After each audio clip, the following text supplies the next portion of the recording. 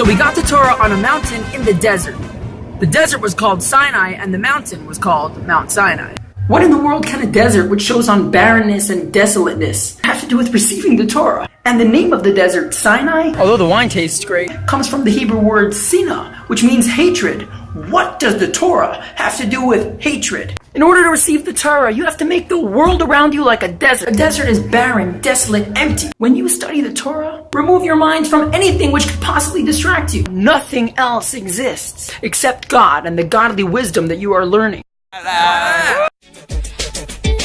Yay, so we're avoiding life's issues and pretending nothing else exists when studying Torah. It's like I don't have to make a living and have a ton of responsibilities, no bills to pay and stuff to do.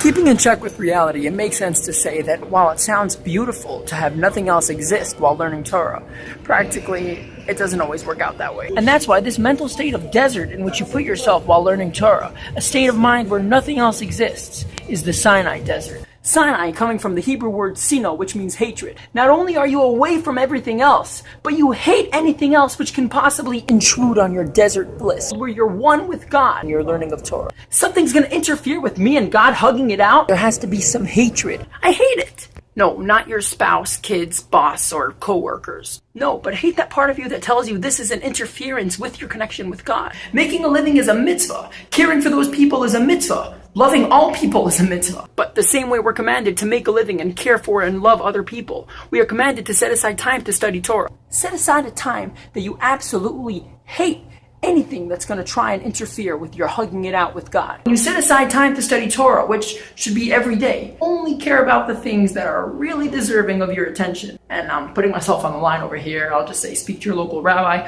find out what those things are. But otherwise, anything that tries to join you in the desert and distract you, hate it. And again, not your kids, spouse, boss, or other people.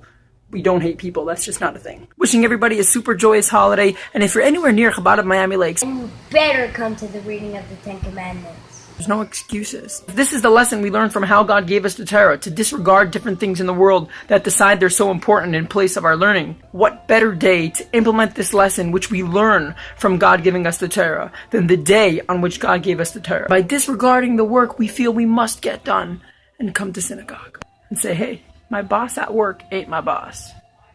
He's my boss. He is boss, like in a very light sense of the term. I mean, this holiday is like cheesecake and like awesome stuff, bro. See you there. Happy Shavuos!